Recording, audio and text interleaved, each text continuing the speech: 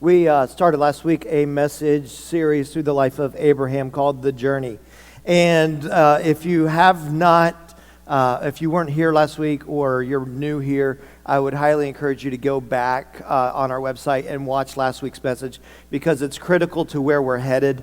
And it is really the foundation of what we talked about was God called Abraham out of Ur of the Chaldees onto a journey with him, and it wasn't about where they were going because it didn't matter where they were going. It didn't matter what they were going to do when they got there. It didn't matter how they were going to travel, whether it was by camel or by car. What mattered was the fact of the question who. And settling that question is the most important thing. Of the who question is that what we are doing is we are going with God, and that's the key understanding of all of what faith is it doesn't matter what we go through. It doesn't matter where we end up. What matters is who we go with. And so God called Abraham out of Ur of the Chaldees to go with him on this journey into the land of Canaan, the land of promise. And when we last saw Abraham, he was in a place between. He had camped out in a place between Bethel and Ai, between the house of God and destruction. And the series or the sermon last week was this snapshot of Abraham stepping out in faith and doing exactly what God had called him to do. And then today's message is basically on lying and on telling the truth. And I almost titled today's message, "Don't Lie to Other People, but Mostly Don't Lie to Yourself." Because that's exactly what happens in the life of Abram. It's more along the lines today of making really good decisions in a crisis situation.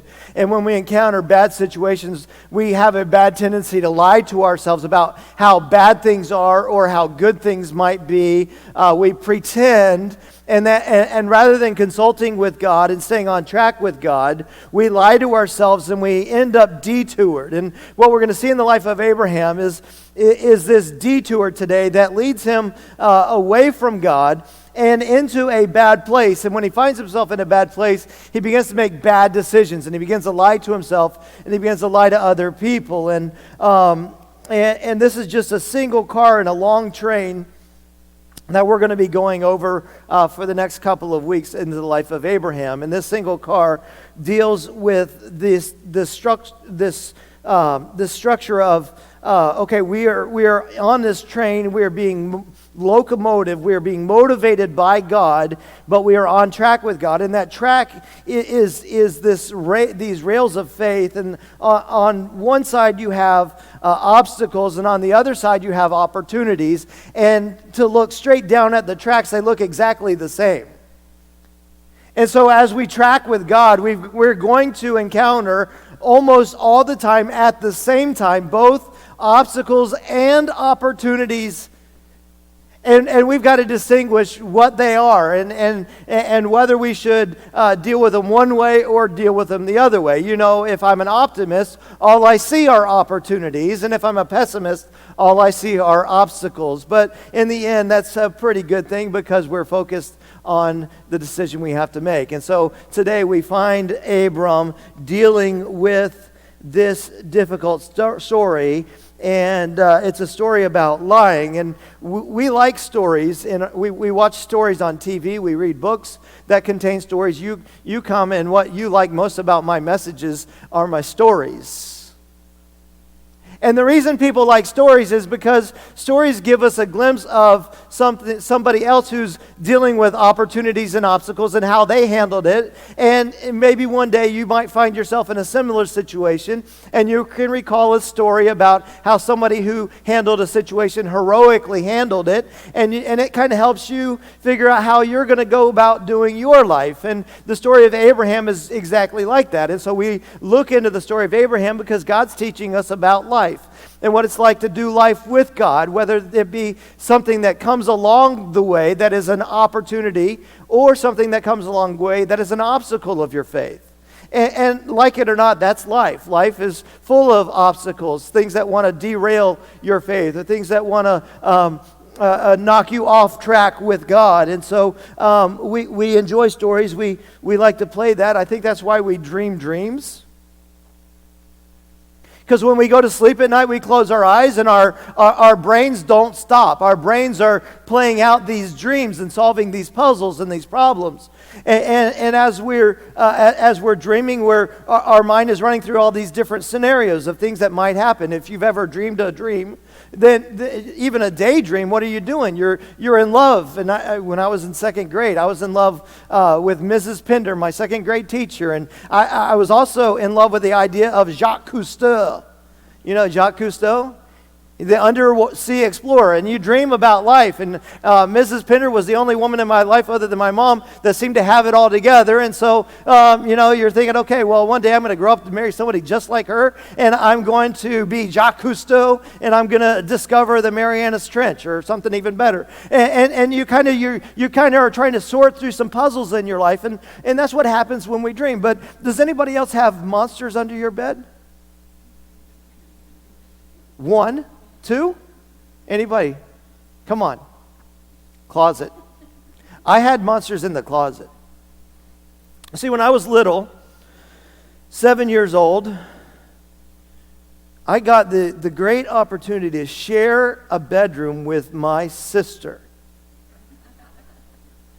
And if you've ever shared a bedroom with somebody, it's a totally mind-blowing experience. But we did the whole thing with the masking tape down the middle of the room between her mess and my room. And we, at this point in my life, we lived in the Keys, and we didn't have air conditioning. I know that sounds terrible, but we had fans, and the windows would be open, and the closet door was opened pretty much because of things. And my sister's dresses would hang in the closet and be moved by the wind as it blew. Now, to a 7-year-old's imagination, it looked like a headless ghost, right? Just hanging there. And here's what happens. Your mind begins, as you dream, your mind is trying to solve puzzles. And you see these forms, and you're trying to figure out, is that a ghost, or is it a dress, or what's going on over there? And your imagination begins to fill in these little spots. And that's what dreams are, is your brain is going through rapidly. And if you've ever awoken from a bad dream, it's funny, our youth pastor John came in immediately this morning. He sees me, he says, "I had a bad dream about you." Like I'm the monster under his bed, and that's kind of like the role there. But our brains are, and this is like all animals dream. We know that animals dream, but dreams are very closely related to lying, because what we're doing is we're creating fiction in our brain during our dream, and we're thinking about things, and we're saying, hey, if I go and I do this, then this may be what comes as it. Hey, maybe if I grow up and I marry Mrs. Pinder. I mean, she's probably like 70 years older than me at the time, but I mean, I'm creating fiction in my head, and so we have this ability to kind of project into our future what our future self might be if we become an undersea explorer like Jacques Cousteau or whatever. We're creating fiction, and lying is essentially creating fiction. We lie going ahead. We say things we're going to do that we don't do. Read my lips. No new taxes, right? A lie. Why? Because 3 years into his term, he's got problems with the Democrats. He's got to break that statement that I will not raise taxes, and all of a sudden now he's a liar, one-term president, right? So you've got this, we've got an ability to lie because we say things like, oh, you know what, I'm not going to have dessert. Or, you know what, I will set my alarm and I'll wake up, and every Monday, Wednesday, Thursday, I'm going to go to the gym and work out, and I'm going to lift some weights, and I'm going to get back in shape, and we lie all the time. We make plans that we never really follow through. So that's fiction, right? We imagine ourselves going to the gym when we're in a good spot, but when Monday rolls around and we're in bed and it's warm and it's cold outside, we're not really in a hurry to get up and go to the gym.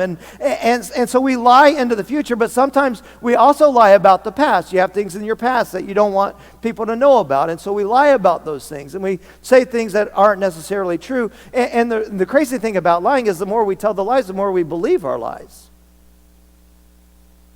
And so this idea of lying is really crazy, and these are the things we dream about, are the things that we're trying to sort through in all these different laboratory scenarios of what if I do this, or what if I take the job in Philadelphia, or what if I take the job in New York, or what if I refuse to take either job and I just stay unemployed.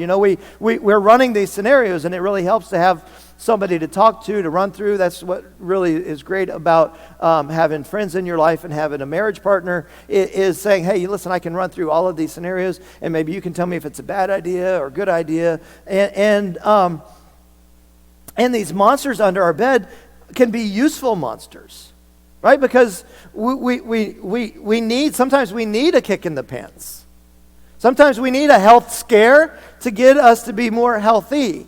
Right? So these monsters under our beds are not necessarily unuseful. They found it with lab rats. If you put a piece of cheese at the end of the maze, the rat runs through at a certain rate with a certain intensity. They tie a string to its tail to see how intent it is on getting through the maze. And then they also take rats and they put a scent of a cat at the beginning of the maze and the scent of cheese at the end of the maze. And it's amazing how much faster the rats are motivated. So there's useful monsters, right?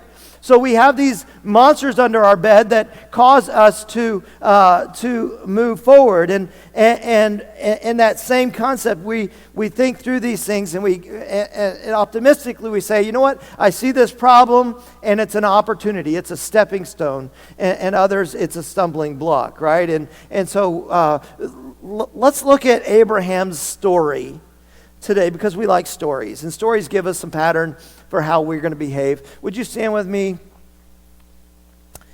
in honor of God's word? We're gonna pick up the story that we dropped off last week in verse 8. We're going to pick up in verse 9. It says, "So Abram journeyed, going on still toward the south. Now there was a famine in the land, and Abram went down to Egypt to dwell there, for the famine was severe in the land. And it came to pass, when he was close to entering Egypt, that he said to Sarai, his wife, 'Indeed, I know that you are a woman of beautiful countenance. Therefore it will happen, when the Egyptians see you, that they will say, This is his wife, and they will kill me, but they will let you live. Please say that you are my sister, that it may be well with me for your sake, and that I may live because of you.' So it was, when Abram came into Egypt, that the Egyptians saw the woman, that she was very beautiful. The princes of Pharaoh also saw her and commended her to Pharaoh.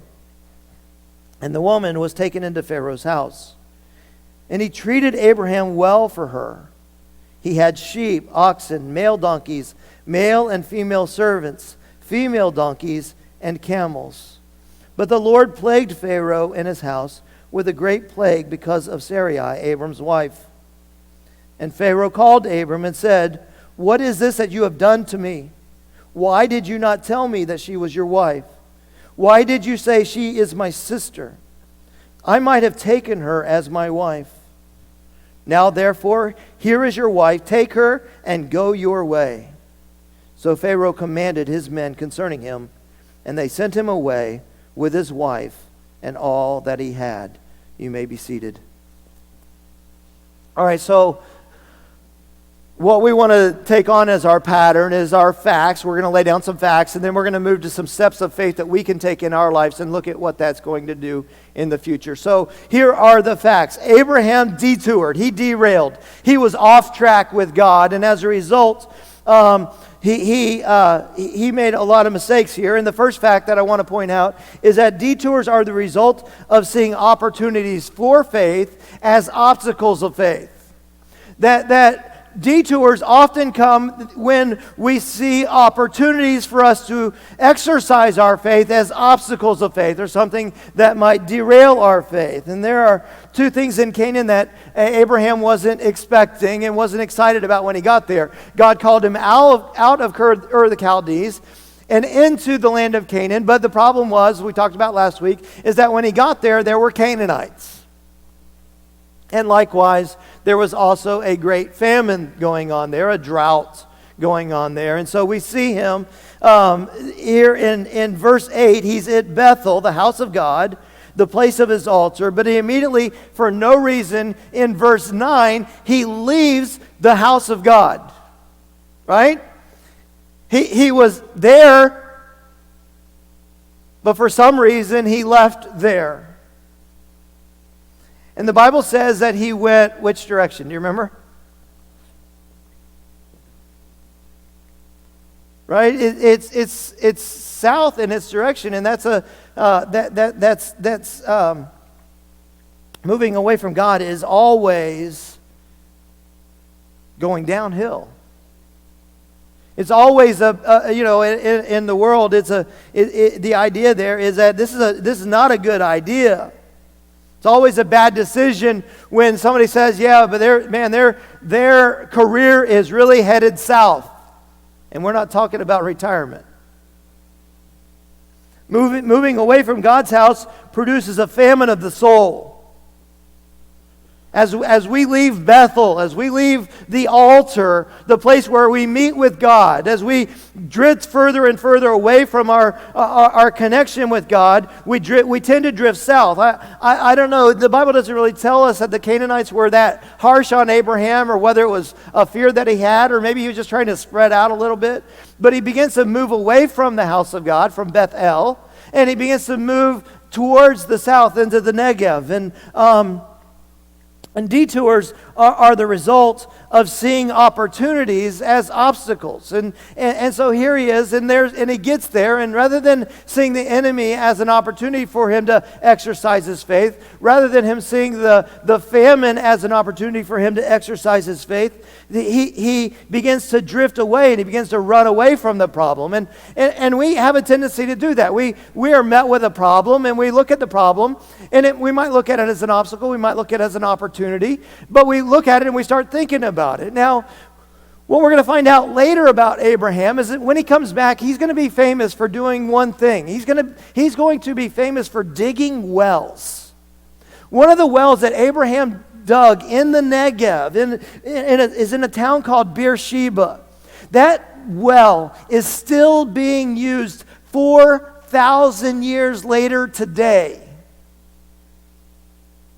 And the answer to the famine was right underneath Abram's feet. You see, you're going to have things come up in your life that when you see them, they're going to be these huge obstacles. And you're like, God, I don't know how I'm going to do this. In fact, if you say, God, I don't know how I'm going to do this, you're probably still on track with God. But what we don't see Abram doing is consulting God at all. Abram begins to think through, okay, oh no, what am I going to do? And he begins to head south. And the further south he gets, and you look at the ecology of the area today, the further south you get, the worse it gets into the wilderness. In fact, by the time you arrive in Egypt, you are in the desert place. And Egypt is a type of the world. And so Abram is headed south. He's leaving Beersheba, and detours are usually a result of us seeing opportunities for faith as obstacles to our faith. I obeyed God. God called me out of Ur of the Chaldees. I obeyed him. I came here into Canaan, and what was the result? There's Canaanites everywhere, and they don't like me, and I'm starving to death because I can't get enough rain to grow crops. The second fact about detours is that detours present new obstacles, often greater than simple obedience in faith. Without getting into a whole lot of detail, Abram is worried that his 65-year-old wife is going to be too attractive for Pharaoh or any other Egyptian leader that may take a fancy to her.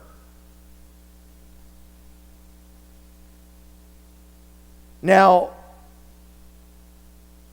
he's more concerned about protecting his own life than he is about protecting his own wife. So we're beginning to see a little bit of a problem here, right? And he's afraid of the Canaanites, and where does he go? The Canaanites are small potatoes. The Canaanites are, at this point in their development, are a bunch of small villages around. And where does he head? He heads down to Egypt. And it's like jumping out of the frying pan and into the fire. And so sometimes these detours, if we would have just stayed on track, we would have been a whole lot better off than where we, opted to go. And that's kind of what Abraham does. He opts to go down to Egypt. And rather than dealing with some Canaanite tribal leader, he's dealing with Pharaoh. And he thinks he's got it all worked out, and he thinks he's got a plan. Hey, listen, I'm going to tell them that my half-sister, who I married, we don't have time to go into that, but you can research that. He wasn't a complete lie, and half-truths are complete lies, by the way. And so he comes up with this plan.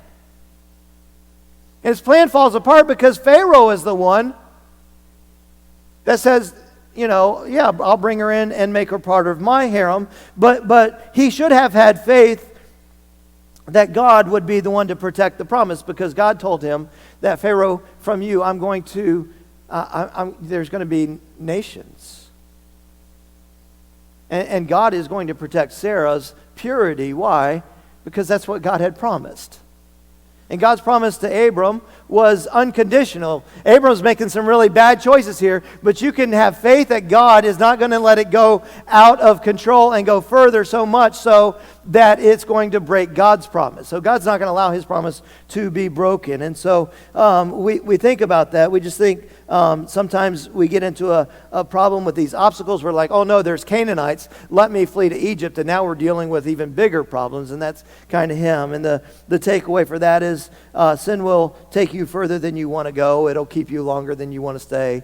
And it usually costs you more than you want to pay. So fact number 2 is detours present new obstacles, often greater than if we had just obeyed the first time and obeyed in simple faith. And the third fact of detouring from faith is that detours from opposition are never God's objective for our faith. Running away from your problems, finding humanistic solutions to your problems is not God's objective in presenting obstacles or opportunities before you. You're going to have a crisis of faith. If you step out of and you get on this journey with God, believe me, that doesn't solve your problems. You're going to have even bigger opportunities to exercise your faith. You get really good at lifting this weight, guess what God's going to do? He's going to give you an even heavier weight, right? Because he's growing you. So every step of the way, it gets harder and harder. It was hard to leave but it's really hard to stay in Canaan. And so God allows problems in our life to exercise that faith and to grow us. And when we run away from the challenge of faith, that's not what God is trying to teach us. He's not trying to teach us to run away from problems. And so we have a tendency sometimes, we meet obstacles and we run away from them. But disobedience to God's revealed will, though redeemable, is never recommended. Now we understand that all things work together for good to those who love him, to those who are the called according to his purpose. Like God can make all things work together for good, but that's not his intention. There's somehow this weird theology that's crept into Christian culture today called God bless this broken road that led me back to you. Right? That somehow my bad decisions are good decisions because God can redeem them. That when I'm sinful and God brings good out of it, then it was a wise choice to be sinful. And that's really bad theology. That's a really big mistake when we begin to think that, hey, I'm going to do these things, and just because God can turn it and twist it and make something good out of it, that it somehow was a good decision. No, it was still sin. When Abram left Bethel and went and started headed south, that was a bad decision. When he started to experience famine, rather than going back to God, he went down to Egypt, which is the type of the world. Now, God can redeem that, and God can use that. But Abram's going to bring with him from Egypt a lot of baggage. And we're going to look at that next week. But this baggage that he carries is going to be what he struggles with the rest of his life. And so here's the point is obstacles are opportunities for obedience and for obtaining our objective. So those are the facts. Look at verse 14. So it was when Abram came into Egypt that the Egyptians saw the woman, that she was very beautiful. The princes of Pharaoh also saw her and commended her to Pharaoh, and the woman was taken into Pharaoh's house, and he treated Abraham well for her sake. He's blessing him. He thinks, okay, well, she's his he's her brother, and so I've got to give him the dowry in order to get her, and so he begins to treat him really well. He gives him sheep and oxen, male donkeys, male and female servants, female donkeys, and camels. So the Lord plagued Pharaoh and his house with the great plagues because of Sarai, Abram's wife. Some had said that perhaps the way that Pharaoh knew that Sarai was a problem is everybody in the house got this plague except for Sarai. She was the only one who didn't get sick, and so maybe there's something that God was doing there. But somehow Pharaoh figures out, and he calls to Abram and says, "What is this that you've done to me? Why did you not tell me that she was your wife? Why did you say she is your sister or my sister? I might have taken her as my wife." Just like with Esther, there's usually a time of 9 months to a year as a young lady is brought into the harem, but she goes through a purification process to make sure she's not already pregnant or that she doesn't have any kind of disease that would pass on to the Pharaoh. So there was a little bit of a time gap here that she's there in Pharaoh's house without having her purity taken. But the reality is they figure it out, and therefore here is your wife. Take her and go your way. So Pharaoh commanded his men concerning him, and they sent him away, and his wife and all that he had. So those were the facts. Let's look at some things that we can do and we can draw out of this story and for our faith growth in the area. And I want to use the word determination. So he was detoured, but we need to make some determinations to keep us from being detoured. First of all is faith determines honesty is the only policy. You have heard it said that honesty is the best policy. But not so with believers, not so with followers of Christ. Honesty is the only policy. Because here's how it happens. We first lie to ourselves, and then we lie to others. You never lie to somebody else until you first convince yourself that the lie is the best path forward, right? I'm not going to lie to you unless I've already done played out the scenario in my head that says, hey, I'm going to tell this lie and it's going to get me out of trouble and not into more trouble. Right? And that's lying to yourself. So by all means, don't lie to other people, but more than that, don't begin by lying to yourself. So here you are, and you're in the Negev. You've gone south. You are outside of Bethel. You're away from the house of God, and you begin to experience this trouble. And you begin to tell yourself, you know who's eating really good? You know where things are really going really grand? Down there in Egypt with the rest of the world. And so you gather up your belongings and you head south thinking that's the best route for you, rather than saying the best route for me is to hit the altar and to talk to God about it.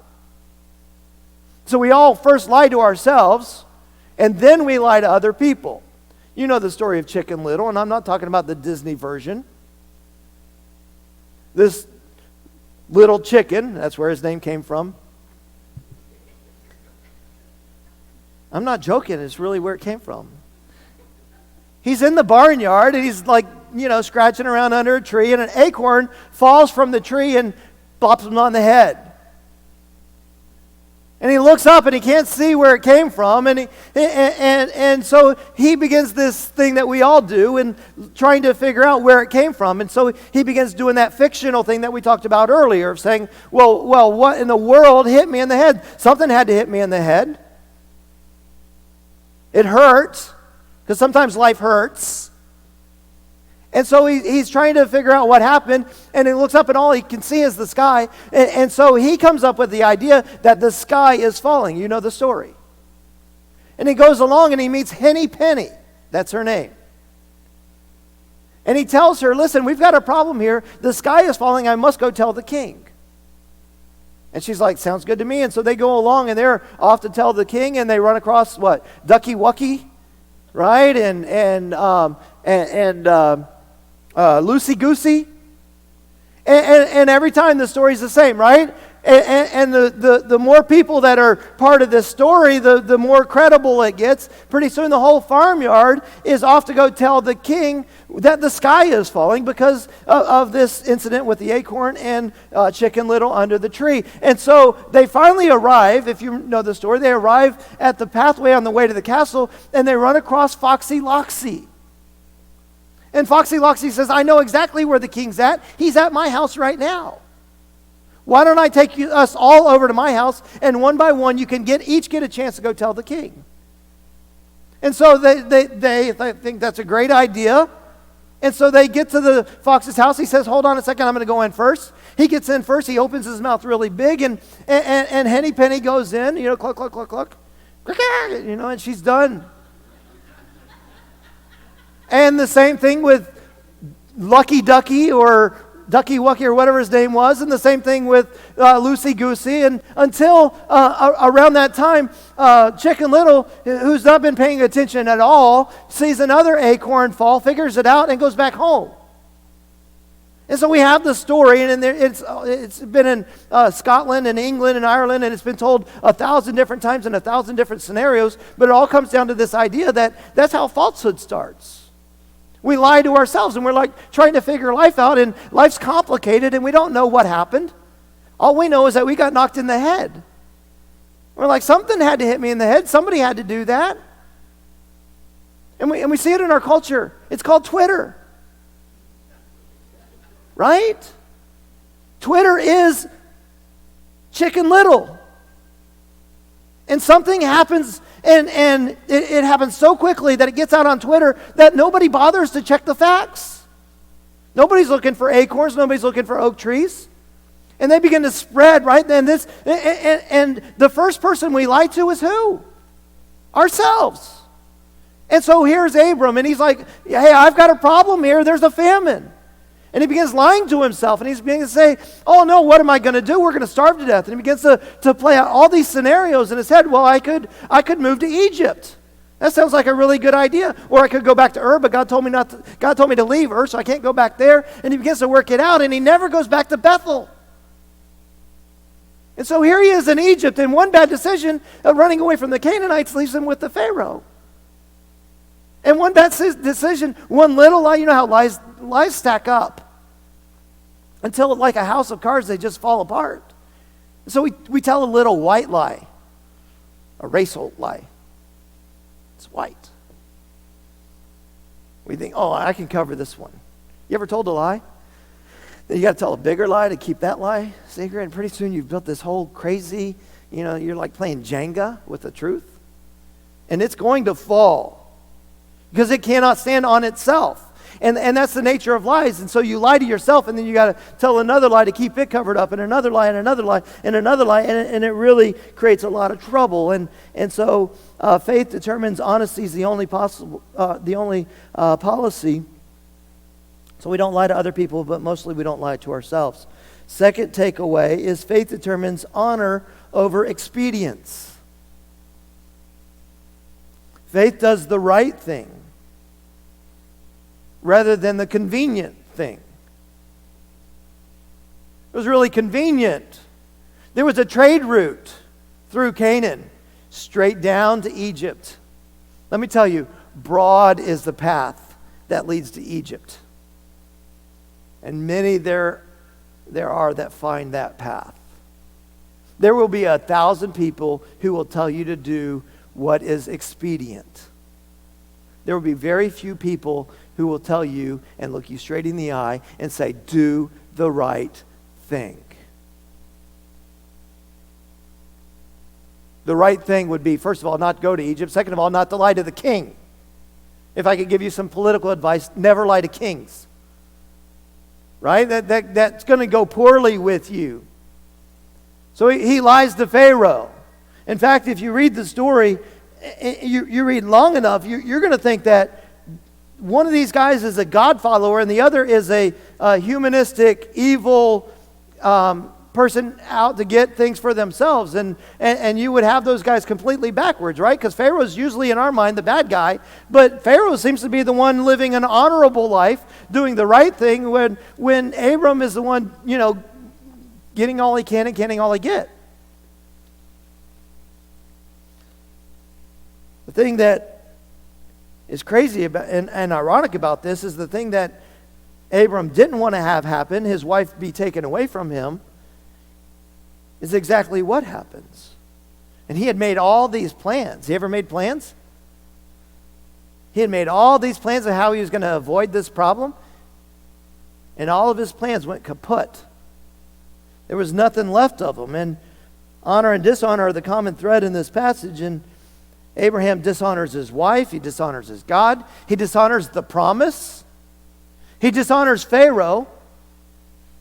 And when we begin to scheme and we begin to plan, we create all kinds of trouble for ourselves. Obstacles not only give us the temptation to lie, but they give us temptations to take shortcuts. We get in the fast pass lane. Let me tell you, there's no fast pass to Jesus.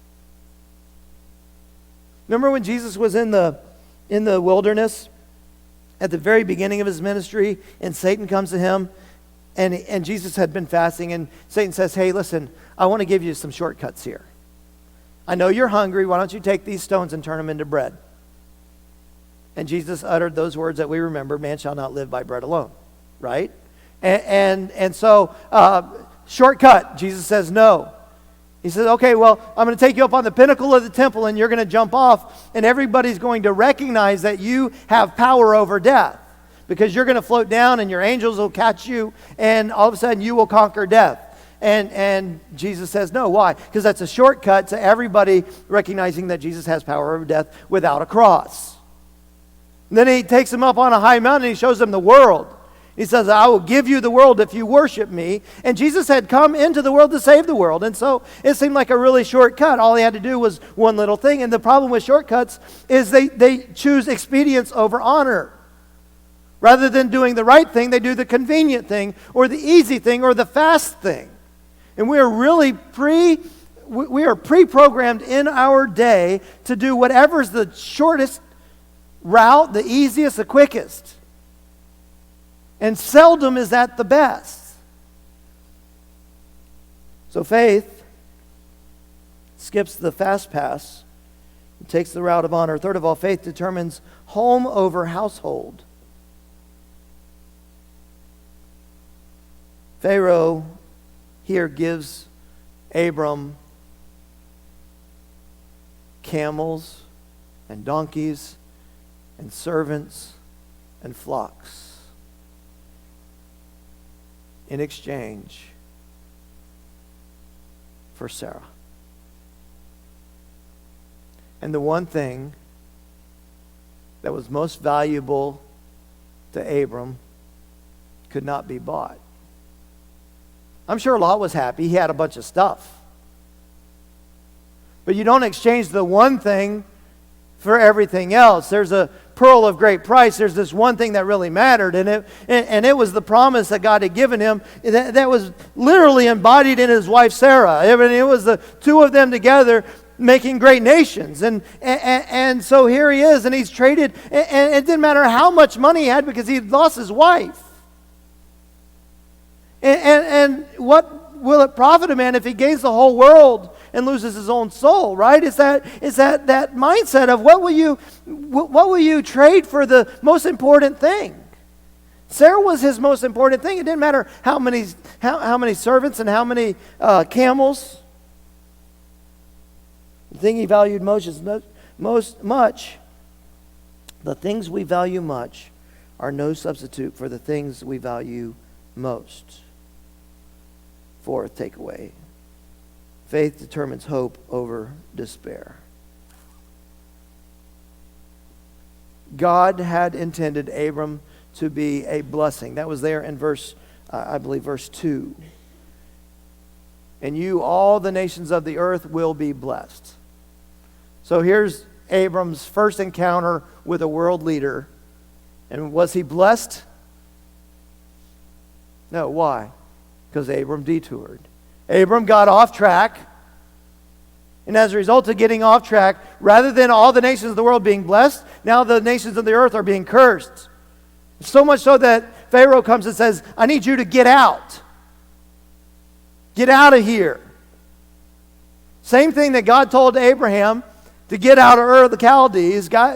Pharaoh is now telling Abraham, get out of Egypt. Starting to get a feeling of rejection going on, right? So we need to determine that the obstacles of our faith won't detour us into dishonesty or dishonor or divorce or despair. I'm glad for grace as much as you are. And we finally see that in verse 13, or chapter 13, verse 1. It says, Abram went up from Egypt, he and his wife and all that he had, and Lot with him to the south. It's Negev. He wasn't going further south. He was going back north into the area called the south, southern Israel. So I know it's hard. Verse 2. And Abram was very rich in livestock, in silver and in gold, that he got from Pharaoh, right? And he went on his journey from the south as far as Bethel to the place where his tent had been at the beginning, between Bethel and Ai, to the place of the altar which he had made there at the first. And there Abram called on the name of the Lord. I don't think it would be fair to leave Abraham in Egypt, because there's a redemptive aspect of this, of repentance, where he steps into his future. Yes, he was met with some facts of some obstacles and opportunities, and he made a really bad decision. Rather than consulting God, he came up with some ideas, and he lied to himself, and he lied to other people, and he gets caught and called on the carpet of it, and he gets sent back into the future in the direction back where he was from at the beginning. I love the fact that it says Abram went up from Egypt. In the Bible, you're always going up when you leave Egypt, and you're always going up when you enter into Jerusalem. And so those are symbols of going not just up geographically, but they are symbols of going up not just topographically either, but up as far as your relationship with God. And so he's going back towards, he's moving forward in his faith. He's on the right track now. He's headed the right direction, and he's going up. And that's a really good place to go when you've hit rock bottom. And the great part about hitting rock bottom is there you are lying flat on your back, and guess which direction you're pointed? Upward and onward. Verse 3 says, and he went on his journey from the south as far as Bethel. And so he's not just going up, he's going on. Get on with it, Abram. Get back on track. That's really what this story is about. It's not necessarily saying, hey, don't lie to yourself and don't lie to other people. It's like, hey, stay on track with God. And if you get off track and detour and derail, guess what? As quickly as possible, get up and get on. Move forward. And so he went on. He didn't stay in the south. He didn't stay in the Negev. He didn't just leave Egypt and go back to the place of the south. He kept moving back all the way until he got right back to where he was at the very beginning, and that's where his altar was. Because ultimately, Abram went back, he went on, and he went altered. I misspelled altered. Or did I? See, when you go to the altar, you get altered. When you go to the altar, you get altered. Does that click? Good, because if it didn't click, we've got to start this whole sermon all over again. Here's the reality. When you journey on your journey of faith, you are going to be met with these things, these events, these crises, these life. And it might be an obstacle, and it might be an opportunity based on whether you're a pessimist or an optimist or a realist, right? And you might see this and that, oh, this is terrible. We're having a famine. This is awful. And God's like, I know, that's why I called you here. I want you to dig a well, but you never consult with God. And you start lying to yourself, and you start scheming, and you start thinking about all the things you can do to solve your problem. And rather than hitting the altar, you hit the road. And you run away from your problems, and you end up in a bigger problem in Egypt than you ever would have had in Canaan. Because you lied to yourself, and you said, I can handle this without talking to God. And so is this a message about lying? Kind of. But more than that, it's a message about staying on track with God. And about when you get in up against the hard place, a rock and a hard place, you hit the altar. You say, God, I don't know what to do with this. I'm struggling here. God, we're starving. There's no rain. God, you're going to have to solve this problem because you called me here and you didn't tell me to go to Egypt. You didn't tell me, you told me to come right here, and so here I am. You solve your problem. And you tell me how to participate in that. And that's what faith does.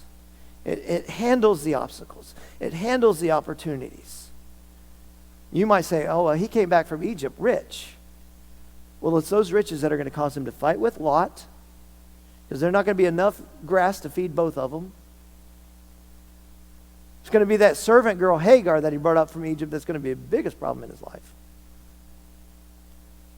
And we always bring baggage, and we're going to pick it up next week at that point. Let's bow our heads.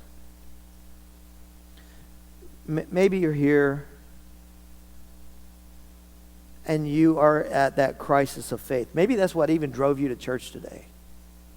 Right? That monster under the bed that says, man, I got to go to church. I got to get back to Bethel. I got to meet with God. And you know exactly what God's doing in your life. Maybe he's calling you to forsake your sin. Maybe he's calling you to accept his salvation. But God's doing a work in your life right now. I want you to hit that altar. I want you to meet with God. I want you to daydream about ways that you can solve your problems. Because as long as you do that, you're not handling it in the way that God would have you to handle it. I forgot to tell you, when I saw those ghosts hanging in my sister's closet, you know where I went?